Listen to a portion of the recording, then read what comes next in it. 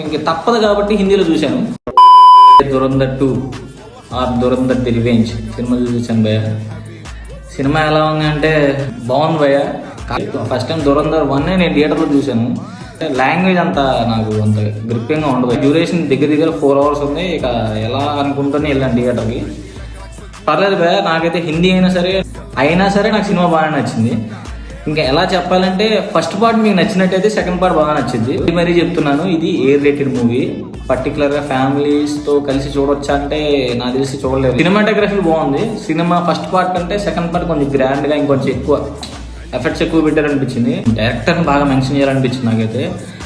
Director name Aditya. ఆయన మరి ఎంత రీసెర్చ్ చేశారో ఏం చేశారో మనకు తెలియదు. స్టోరీ పరంగా అది కరెక్ట్గా వెళ్తుంది, కానీ అది ఫ్రిక్షనే, ఒరిజినల్ కాదు.